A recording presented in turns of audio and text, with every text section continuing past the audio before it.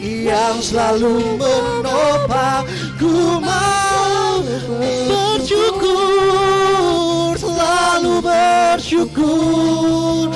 Kau Bapakku yang setia,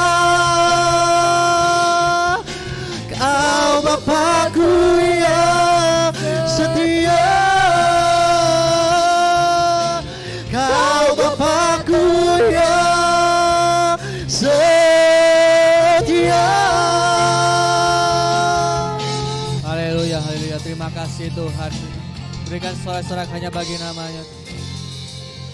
Terima kasih Tuhan atas kebaikan-Mu, atas kemurahan-Mu Tuhan, atas penyertaan-Mu di tahun 2024 ini Tuhan. Hari ini kami bisa ada kembali di tempat ini Tuhan, untuk menyembah-Mu, untuk lebih lagi dewasa di dalam-Mu Tuhan.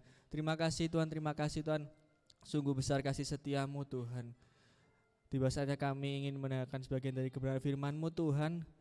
Buka hati kami, buka telinga kami Tuhan. Kiranya firman ini dapat tertanam dalam setiap hidup kami, menjadi pedoman dalam setiap hidup kami, jadi pelita bagi kami Tuhan, supaya kami bisa menghadapi di tahun yang baru ini Tuhan. Kami semakin lebih lagi didewasakan, semakin lagi lebih mengenal Tuhan, semakin lebih mengenal apa mau Tuhan dalam setiap hidup kami masing-masing. Terima kasih Tuhan. Dalam nama Tuhan Yesus, haleluya, amin. Shalom. Ya, ulang lagi yang sebelah sini enggak jarang gitu ya. Shalom. Ya, puji Tuhan. Ya, puji Tuhan teman-teman. Saya mau mengucapkan selamat tahun baru ya teman-teman ya. Selamat tahun baru 2024 ini. Ya, saya bersyukurlah kita semua bisa tetap sama-sama ibadah di tempat ini. Saya juga senang tetap bisa pelayanan di sini, melayani bersama-sama dengan teman-teman sekalian. Ya, hari ini kita mau membahas teman-teman, kita mau membahas mengenai apa sih hal yang bisa membantu kita. Ya, kita kan udah tahu ya, kita tema tahun ini di gereja kita itu adalah tahun yaitu on fire teman-teman ya. Dimana setiap kita yang sudah melayani Tuhan gitu, sudah melayani Tuhan lebih lama, terus mungkin ada yang mungkin baru mulai mengikuti Tuhan pun juga bisa memiliki semangat untuk terus bisa semakin lebih dipakai Tuhan, semakin lebih lagi ditempa sama Tuhan, semakin lebih kuat lagi untuk bisa melayani Tuhan lebih luar biasa. Nah, hari ini kita mau belajar sih. Kira-kira yang bulan lalu saya juga sudah menyampaikan, yaitu bagaimana kita benar-benar sudah menghidupi apa yang sudah Tuhan kasih buat dalam setiap kehidupan kita. Bukan hanya sekedar titipan, bukan hanya sekedar sebagai kayak kita tidak memasukkan Roh Kudus, karunia yang Tuhan sudah beri itu dalam setiap kehidupan kita. Sehingga kalau kita hanya melihat itu hanya sebuah titipan gitu, itu akan membuat kita hanya sebagai orang-orang biasa. Kita nggak bisa menjadi satu partnernya Tuhan yang bisa bekerja dengan luar biasa. Kita hanya bermalas-malasan, kita tidak akan berdampak apapun. Ya, hari ini pun kita juga mau belajar sih teman-teman, gimana sih kita mau belajar untuk ada dua hal yang kita mau belajar, yaitu bagaimana kita bisa mengucap syukur dan merendahkan diri dengan hati yang benar. Kenapa kok saya membahas kedua hal ini di tahun ini? Karena menurut saya merenungkan kira-kira apa ya yang bisa membuat orang itu bisa memiliki motivasi yang benar dalam melayani Tuhan. Bagaimana mereka bisa memiliki semangat yang benar dalam melayani Tuhan. Bukan ada gangguan dari eksternal dan mungkin di lingkungannya, itu tidak bisa mempengaruhi bagaimana kinerja dan performa kita dalam melayani Tuhan. Nah, dua hal ini kita mau bahas dan belajar dari kehidupan Rasul besar, yaitu Rasul Paulus teman-teman. Kita mau belajar aja di Filipi 4 ayat 10 sampai 13 teman-teman.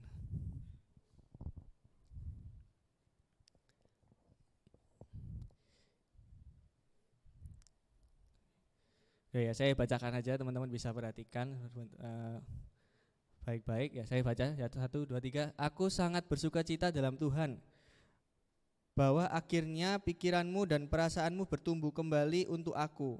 Memang selalu ada perhatianmu, tetapi tidak ada kesempatan bagimu. Kukatakan ini bukanlah karena kekurangan, sebab aku telah belajar mencukupkan diri dalam segala keadaan. Aku tahu apa itu kekurangan dan aku tahu apa itu kelimpahan. Dalam segala hal dan dalam segala perkara tidak ada sesuatu yang merupakan rahasia bagiku. Baik dalam hal kenyang maupun dalam hal kelaparan, baik dalam hal kelimpahan maupun dalam hal kekurangan. Segala perkara dapat kutanggung di dalam Dia yang memberi kekuatan kepadaku. Amin teman-teman ya. Ya, kita mau belajar dari dua hal. Kita mau belajar gimana sih kita bisa hidup dengan mengucap syukur dan merendahkan hati dengan hati yang benar itu teman-teman. Kita mau baca ya teman-teman ya. Di ayat yang 10 bisa tampilkan ya, ayat yang ke-10 ya. Jadi ceritanya ini teman-teman ya, Paulus itu di Filipi ini ya, diceritakan di sini Paulus itu mendapatkan satu perhatian teman-teman ceritanya. Pada saat dia melayani di tempat lain, dia itu kedatangan kayak satu berkat lah, dikirimkan kepada dia gitu loh. Dan Paulus pun meresponi dengan menjawab hal ini. Paulus pun meresponi dengan mengucap syukur atas pemberian jemaat Filipi yang melengkapi kebutuhannya. Teman-teman kalau baca di sana gimana Paulus itu tercukupi dan terberkati oleh pemberian dari jemaat tersebut ya. Dan pada saat saya mau merenungkan bagian mana yang mengucap syukur itu teman-teman ya. Kadang saya diingatkan bagaimana sehebat Paulus yang bisa menempatkan dirinya bisa mengucap syukur dengan benar. Kan kira-kira ya kayak biasa lah kita dapat berkat, tuh terima kasih Pak gitu. Kita mengucap syukur, tuh kita dapat ucapan syukur. Tetapi teman-teman ya, ada satu hal yang saya tertangkap di pikiran saya bahwa entah ini kalian pernah bertemu dengan orang ini atau enggak. Saya sempat berpikir, bagaimana kalau semisalnya Paulus seorang rasul yang besar gitu. Paulus yang seharusnya menjadi orang yang besar, bisa menginjili banyak jemaat di luar sana, dan seharusnya Paulus itu bisa menjadi seorang yang tinggi hati, bisa menjadi sombong. Kalau kita baca ya teman-teman ya, Paulus itu kayak kalau kita selidiki di ayat 11 itu dikatakan, kukatakan ini bukanlah sebuah kekurangan, sebab aku telah belajar mencukupkan diri dalam segala keadaan. Dan saya waktu itu saya lihat apa maksudnya dari ayat ini teman-teman, dan dikatakan di sana pada saat itu diperkirakan bahwa Paulus tuh hanya mendapatkan sebuah berkat yang sedikit kira-kira teman. Hanya mendapatkan sebuah berkat yang sedikit, dan tetapi Paulus tuh mengingatkan bahwa dari semua jemaat-jemaat yang sudah dilayani Paulus, hanya jemaat ini yang tiba-tiba kayak gak ada angin, gak ada apa, ngasih gitu, kayak memberkati, kasih berkat sama Paulus. Nah saya berpikir, Paulus seharusnya itu bisa menjadi seorang yang tinggi hati, menjadi sombong. Kayak Paulus, kayak sekelas Paulus yang melayani di mana-mana ya toh. Hanya dikasih sesuatu hal yang kecil, yang mungkin itu nggak ada artinya lah maksudnya. Dan kadang-kala saya mikir juga, mungkin ada ya orang-orang seperti ini. Mungkin bisa jadi ada orang yang sudah besar melayani Tuhan, sudah dipercaya lebih besar untuk bisa menginjili, menjadi berkat buat orang lain. Tapi pada saat dia menerima satu berkat yang kelihatannya mungkin itu remeh, itu kecil, dia bisa meremehkan dan tinggi hati. Iki opo sih, gak ada artinya buatku. Justru itu malah akan mematikan semangat orang yang memberi itu teman-teman. Kayak kayak kok orang ini kok kayak gini, jadi sombong dan sebagainya. Dan kita kadang seringkali tingkat ucapan syukur kita suka kita ukur harus lebih besar dengan apa yang sudah kita lakukan. Contoh ya, pada saat kita mungkin bekerja, saya cerita dari sisi sekuler ya. Pada saat kita mungkin bekerja, kita secara totalitas kita kasih yang terbaik. Mungkin ada kalanya pasti kayak bos itu biasa aja gitu, kayak nggak ada kayak namanya apresiasi, nggak ada sing perhatian lebih, nggak ada apapun. Kadang kayak kita merasa kayak loh aku ini sudah kasih yang terbaik loh. Aku ini wis melakukan semua hal yang di kantor ini aku sudah bisa semua nih. Tapi kok tidak ada tidak ada apresiasi. Mungkin kayak apresiasi sedikit gitu loh. Terus mungkin dia nggak merasa dihargai dan sebagainya. Dan orang ini tersebut hanya mengukur tingkat ucapan syukurnya dari apa yang sudah dia lakukan. Seberapa besar kita melayani Tuhan, seharusnya kita harus dapat lebih gitu kan. Kadang ada orang mikir kayak gitu. Oh, aku misalnya pelayanan sing gede gitu ya, aku harus dapat ya at least dapat amplop sing gede lah gitu. Ada juga mungkin pendeta-pendeta mungkin ya, saya nggak tahu, mungkin ada juga yang kayak gitu. Oh, aku harus pelayanan di sini, kamu mau aku dikasih ya maaf kata mungkin dikasih satu amplop isinya 50.000 tok. Terus dia kayak meranggap remeh, tetapi tidak mau mengucap syukur, tidak mau melihat sisi dari oh ya orang ini udah baik loh, orang ini udah mau berusaha untuk memberkati. Seharusnya kita belajar untuk mengucap syukur.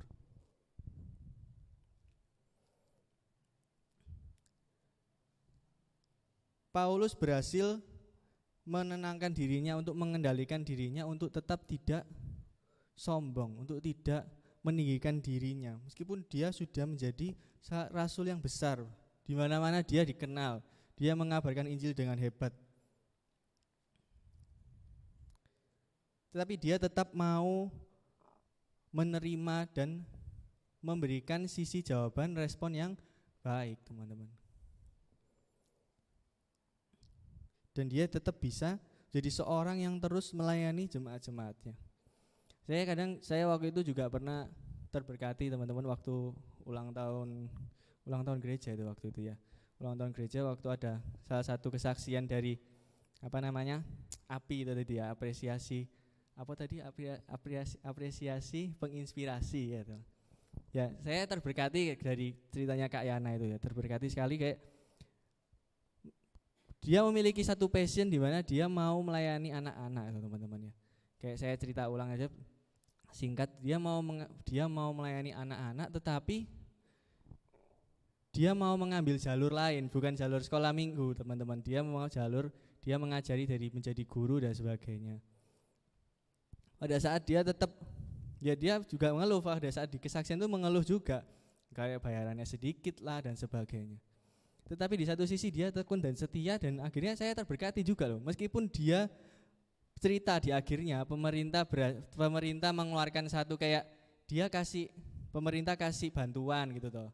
Meskipun itu enggak besar, tetapi dia itu mengucap syukur, teman-teman. Mengucap syukur bukan malah kayak opo iki bayaran guru kok mek digini, atau aku susah-susah nganu arek-arek nangis-nangis dan sebagainya kok dibayari segini toh, enggak. Justru tetap fokus mengucap syukur dan tetap fokus ke depan untuk terus maju melayani dengan passionnya, yaitu melayani dan mengajari anak-anak kerohaniannya, teman-teman. Jadi saya juga ya itu hal-hal seperti itu, teman-teman. Kayak Paulus pun juga begitu. Bukan berarti motivasi Paulus untuk kayak keliling-keliling dunia menginjili untuk mencari nama dan kemudian dia ingin dibantu orang-orang di sekitarnya. Saya nggak tahu sih, mungkin apakah ada seperti itu, mungkin kayak Ko Budi, apakah Yafet mungkin banyak bertemu hamba-hamba Tuhan di luar sana dan sebagainya. Kira-kira ada nggak sih orang yang kayak hamba Tuhan keliling-keliling mengabarkan Injil, kelihatannya benar teman-teman. Tiba-tiba tapi dia memiliki motivasi yang salah, teman-teman. Dia hanya ingin mencari hal yang dia senangi. Dia ingin hanya mensyukuri dengan apa yang sudah orang-orang yang sudah dia kenal itu kasih. Bahaya loh teman-teman. Gimana itu juga saya tahu sih juga. Kalau misalnya saya kan juga pernah lihat ada beberapa kayak hamba pelayan Tuhan yang praise and worship pun juga ada beberapa yang seperti itu gitu. Keliling kemana-mana gitu. Kelihatannya kedoanya melayani Tuhan. Tetapi akhir-akhirnya ada satu keinginan kecil di hatinya kayak nanti kira-kira aku kenal ambek orang ini aku gampang lah, bisa dibantu lah, pasti aku ada lah berkate. Tapi pada saat dia nggak sesuai dengan ekspektasinya, langsung pindah gereja, pelayanan di tempat mana-mana, gak komitmen pelayanan di satu gereja, cari sesuai sing dia pikir kayak aku ini cukup di sini. Dan dia merasa itu adalah ucapan syukur buat dia. Yang seharusnya motivasi kita melayani Tuhan itu ya ucapan syukur hari ini kita bisa melayani Tuhan itu sudah cukup loh teman-teman. Tuhan pelihara sampai hari ini, meskipun gak ada yang ngasih, ada yang memberkati, gak ada yang memberkati, itu udah cukup buat kita. Karena Tuhan yang sudah kasih, Tuhan yang sudah lengkapi gitu loh. Mungkin jangan sampai kalau teman-teman di sini, mungkin teman-teman semakin, kan kita belajar loh, teman-teman di youth ini mulai semakin masuk dalam tingkat lebih naik lagi ya toh, kita bisa dipercaya untuk melayani di gereja ini. Kemarin kita banyak sekali beberapa event gereja youth sudah pegang ahli hampir 100% lah rupanya. Ya kita mau ingatkan, saya mau ingatkan bahwa jangan kayak kita mengukur dari oh aku kok nggak dianggap ya, aku kok nggak dikurang perhatian ya, aku kok nggak diapresiasi dan sebagainya. Hari ini kita bisa melayani itu sungguh luar biasa teman-teman. Gimana mungkin kalau kita punya motivasi yang seperti itu, kita mau diajak on fire tapi kita punya motivasi kayak ingin diapresiasi dan sebagainya. Ngomong kosong jadinya. Yang benar kita tetap untuk semangat dan terus mempersiapkan diri dan memberi yang terbaik dalam pelayanan. Jangan sampai hal-hal yang seperti itu, hal-hal yang itu bagi saya itu kayak Isa lah, itu tak cari sendiri itu Isa, enggak perlu butuh bantuan orang, itu enggak perlu. Isa, Tuhan itu bisa lengkapi. Berkat dan sebagainya Tuhan itu bisa lengkapi. Jangan sampai hal-hal itu mempengaruhi kinerja dan potensi apa yang bisa kamu lakukan, teman-teman. Jatuhnya seperti itu. Awalnya di gereja pelayanan ini giat, terus tiba-tiba ya wis gereja mungkin kadang memberkati, kadang tidak, lama-lama tidak. Terus akhirnya lama-lama kayak plus hilang.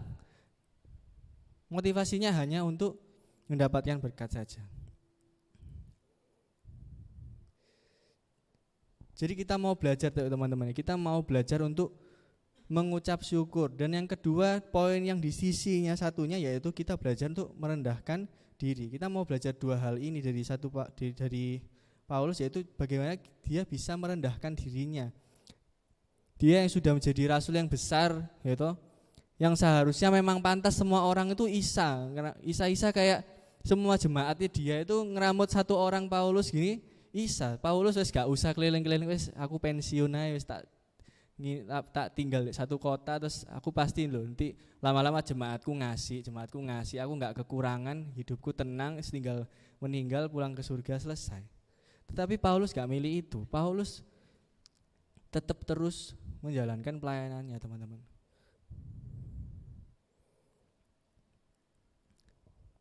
Jadi kita mau belajar dari Paulus ini yaitu tetap bisa mengucap syukur dan merendahkan diri. Meskipun kalian memiliki satu hal yang besar dalam hidup kalian, kalian tetap coba merendahkan diri. Itu semua nggak ada apa-apanya. Kalian mau tinggikan ke siapa? Ke orang-orang di sini itu nggak ada apa-apanya buat Tuhan.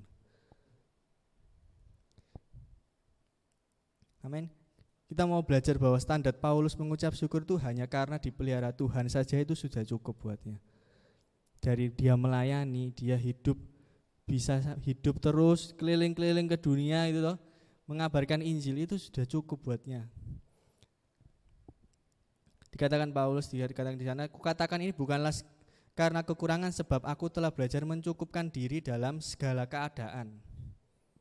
Itu, aku tahu bahwa itu kekurangan dan aku tahu apa itu kelimpahan dalam segala hal dan dalam segala perkara tidak ada sesuatu yang merupakan rahasia bagiku. Paulus tuh nggak udah takut deh, kayak dia nggak takut. Aku nanti kekurangan nggak? Aku nanti apa ya cara bisa makan dan sebagainya. Dia nggak takut karena dia tahu ada Tuhan yang memelihara, ada Tuhan yang melengkapi dia.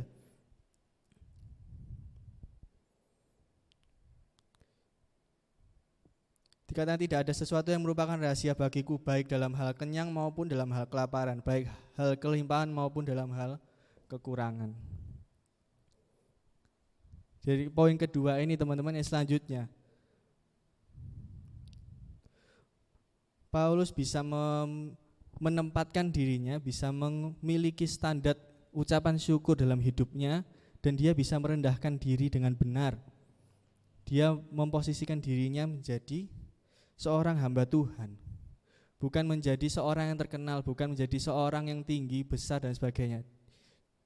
Paulus selalu memposisikan dirinya menjadi seorang yang selalu dipelihara sama Tuhan.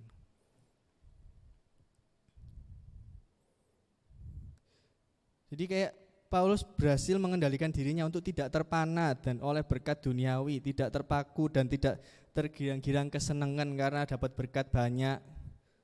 Gitu.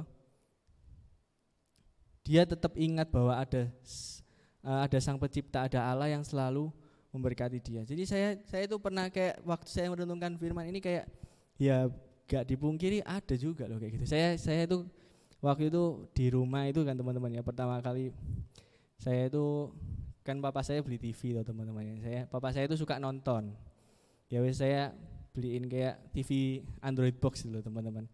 Jadi sering dia nonton di YouTube itu senengane nonton perang Cina itu teman-teman ya. Kayak orang-orang bapak-bapak Chinese tuh kayak biasanya sedang perang gitu toh, perang.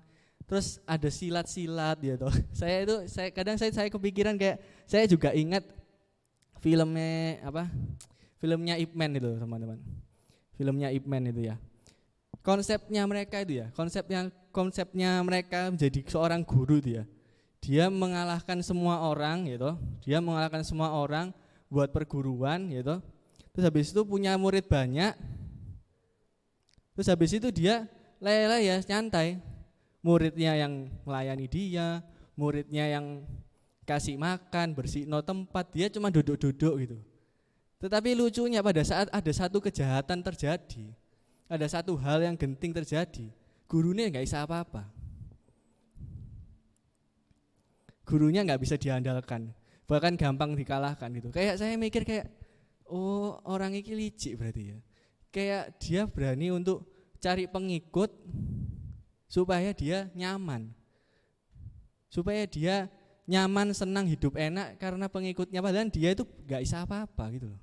Kayak ditipu gitu. Kayak saya nggak percaya. Akhirnya kayak, oh ini bujukan.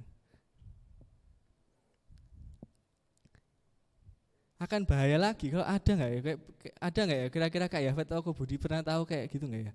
Ada pendeta cari pengikut ya toh, terus akhirnya keliling-keliling, habis itu ya wis punya pengikutnya akeh, backingannya akeh, ada polisi kenalan, dia wis tinggal duduk nyantai di rumah jadi orang kayak orang dianggap orang sakti. Oh kamu nanti kerja di sini kayak wis gak karu-karuan lah omongannya kayak oh apa aku doa gini aku harus apa nih kerjanya gitu tok tiap hari. Pelayanannya yang dulu dia keliling-keliling mengabari Injil dan sebagainya diberhentikan. Kayak apa ya, tingkatan dia itu nggak mengerti rasa ucapan syukur yang sebenarnya gitu. Dia hanya mengejar hal itu teman-teman. Kita terlalu terpanat akan berkat yang berkelimpahan. Akhirnya fokus kita berubah. Yang seharusnya kita terus fokus pada Sang Pencipta kita, Sang Pemelihara kehidupan kita ini loh. Kita fokus dengan apa yang gampang kita cari, apa yang gampang kita dapat, cepat kita terima, uang dan sebagainya, itu kita terlalu bergantung pada sana. Dan akhirnya kita langsung merasa puas. Akhirnya selesai sampai di situ. Berhentilah kita melayani Tuhan. That's why makanya Paulus selalu menempatkan dirinya menjadi seorang yang ingin selalu dipelihara sama Tuhan. Paulus selalu merasa kayak oh ya aku cukup kok. Aku cukup. Masih mau kasih besar mau dikit, aku itu sudah kebiasaan, sudah mencukupkan diri. Karena selalu berserah pada Tuhan, hidup dalam pemeliharaan Tuhan. Amin teman-teman ya. Kita mau belajar teman-teman, jadi jangan sampai kita salah kaprah lah anggapannya, salah kaprah. Bukannya berarti saya mengajari kayak oh aku misalnya jadi ikut Tuhan aku harus hidup cukup susah dan enggak teman-teman. Boleh, kalian menikmati berkat Tuhan tuh boleh teman-teman. Tapi bukan berarti kayak kalian tuh meninggalkan tiba-tiba langsung hilang wis kayak melupakan arah tujuan utama Tuhan percayakan ini lu buat apa. Jangan sampai kita terpana, aku punya ada yang bantu lah, pasti ada yang bantu, aku hidupku tenang-tenang saja. Padahal itu hanya sementara aja teman-teman. Pada saat kalian lupa sama Tuhan, kalian hanya mengandalkan orang-orang di sekitar kalian, wes itu bahaya teman-teman. Cepat-cepatlah bertobat. Amin teman-teman. Jadi saya itu kayak, ya saya tipikal orang yang bukan sing kayak itu sih. Memang saya kurang setuju kayak misalnya kayak ada benar-benar ada pendeta yang kayak gitu ya kok ya. Sing kayak dia cari pengikut dan sebagainya. Saya lebih suka saya diam, saya pelayanan, saya lakukan apa yang saya bisa. Pada saat pada saat mereka genting, saya bisa lakukan gitu. Paham ya? Kita jadi senjata yang kita jadi satu bagian part yang dipentingkan akhirnya. Kayak ya wes saya kadang beberapa kali saya suka seperti itu sih, kayak ya mungkin saya nggak bermaksud sombong teman-teman ya. Kadang ada beberapa hal di gereja ini mungkin ada beberapa saya itu senang belajar. Meskipun kelihatannya belum waktunya untuk ada masalah itu, tapi saya ngerti oh iya ini digini no gitu. Akhirnya teratasi. Di pekerjaan pun juga begitu. Saya belajar untuk kayak memikirkan segala kemungkinan gitu teman-teman. Bukan sing cuman sekedar kayak ngomong gitu terus main gitu kayak ketok aneh kayak wong iki cek pinter deh sih gitu loh. Tapi pada saat ada satu hal kejadian dia diem aja enggak bisa apa-apa. Itu saya kurang suka sih. Itu memang itu referensi saya sih. Entah kenapa entah bagaimana menurut kalian. Makanya saya kurang suka kalau misalnya jangan sampai ada yang kayak gitulah. Kalian semakin dewasa, kalian bisa kan semakin lagi dipercaya Tuhan, bisa melayani lebih tinggi lagi. Jangan sampai kita mengukur ucapan syukur dalam hidup kita berdasarkan apa yang kita inginkan, apa yang sudah kita lakukan. Jadi jangan sampai kita hanya bertransaksi gitu aja lah. Kita itu melayani Tuhan dengan sungguh-sungguh. Tuhan itu sudah kasih yang terbaik buat kita. Mosok kita tetap mau kayak kemaruk lah, kita mau minta sing banyak, kita mau minta lebih. Padahal kasih karunia Tuhan buat kita disalib, kita ditebus dosa kita, Tuhan mau turun ke dunia ini untuk menebus setiap dosa kita itu sangat-sangat besar teman-teman. Gimana cara kita membalas ya? Tiba saatnya kita ini membalas dengan melayani Tuhan dengan sungguh-sungguh. Menempatkan diri kita menjadi seorang hamba, menempatkan diri kita menjadi seorang yang bergantung hanya kepada Tuhan. Amin. Jadi inti dari semuanya teman-teman ya, bagaimana sih Paulus itu memiliki satu statement di mana di ayat yang 13 dikatakan segala perkara dapat kutanggung di dalam Dia yang memberi kekuatan kepadaku. Itulah menjadi yang satu kata-kata ini kayak orang cuman pakai ayat ini hanya sebagai kayak motivasi dia bekerja. Gitu. Orang hanya memakai ayat ini hanya aku isa gitu. Cuman sekedar itu. Tapi kita mau belajar lebih dalam lagi teman-teman. Kita mau belajar mengerti ada Tuhan yang luar biasa yang bisa melengkapi diri kita yang kurang ini loh. Gak perlu kita susah-susah cari di luar sana.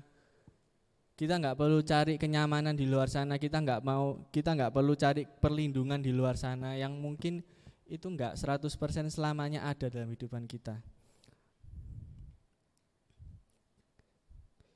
Kita mau terus menempatkan diri untuk bergantung pada Tuhan, belajar untuk merendahkan diri dengan benar, untuk bisa diajar oleh Tuhan dan mengerti apa itu kekurangan, apa itu kelimpahan, dan membuat kita bisa bersyukur dengan cara yang benar. Kita tidak sombong ya toh, kita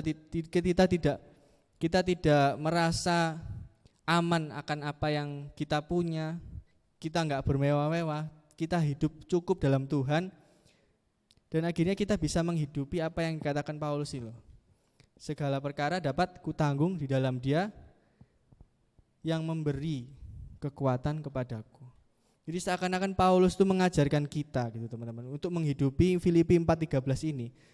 Secara langsung kita dibawa untuk terus-menerus mengenal dan memahami Kristus, dan yang sedang menguatkan dan senantiasa selalu menguatkan kehidupan kita untuk bisa dimampukan dalam segala hal. Amin teman-teman ya. Yuk kita sama-sama belajar, yuk kita mau koreksi diri kita. Di tahun yang baru ini kita mau lebih semangat lagi melayani Tuhan. Kita enggak perhitungan, enggak ada kayak pemikiran wah aku enggak diapresiasi, enggak ada kayak gitu. Cukup hanya Tuhan yang tahu saja pelayanan kita itu sudah cukup buat kita gitu. Enggak perlu apresiasi dari orang-orang di luar sana. Amin. Sehingga kita bisa mengucap syukur dan merendahkan diri dengan benar, yaitu hanya kepada Tuhan saja. Amin. Yuk sama-sama saya undang pemain musik.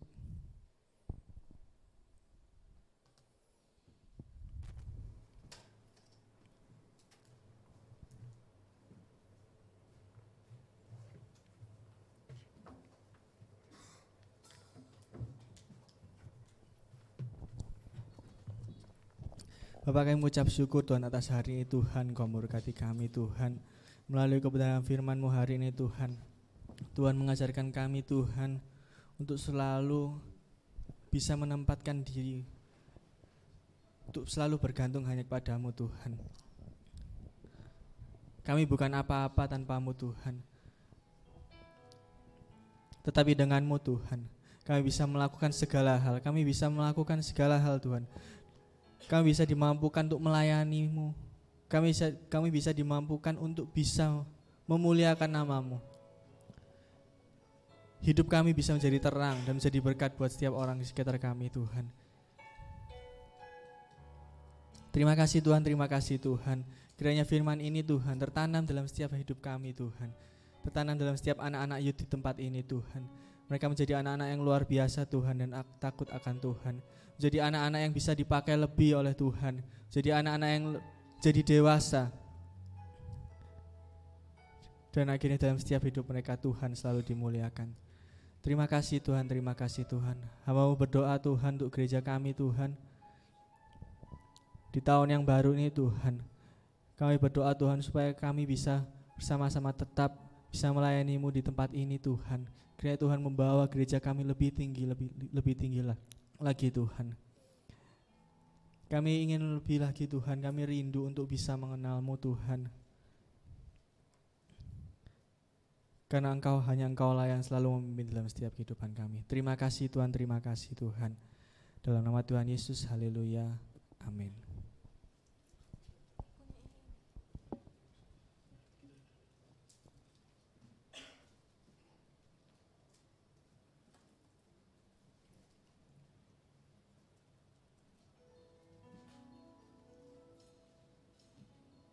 Tetap dalam hadirat Tuhan kita persiapkan hati kita untuk kita sama-sama menikmati tubuh dan darah Kristus. Terima kasih Tuhan buat firman-Mu pada siang hari ini yang boleh kami terima Tuhan. Biar setiap benih firman yang sudah kami dengar itu boleh tertanam dalam kehidupan kami, menjadi bekal dalam kehidupan kami, untuk kami menjalani hidup ini semakin hari semakin mengerti kehendak Tuhan. Berkati hamba-Mu Tuhan, Maxi yang sudah menyampaikan kebenaran firman-Mu, biar urapan penyertaan dan berkat Tuhan senantiasa ada dalam kehidupannya, dalam pelayanannya, dalam pekerjaan dan apapun yang dia lakukan kerjakan. Nama Tuhan ditinggikan. Terima kasih Tuhan, kalau sebentar kami juga sehidangan dan tubuh dan darah Kristus. Setiap roti dan anggur yang ada di tangan kami Tuhan sucikan, kuduskan, dan Tuhan ampuni setiap dosa kesalahan kami sehingga kami dilayakan untuk menerima tubuh dan darah Kristus. Di dalam nama Yesus kami berdoa, amin.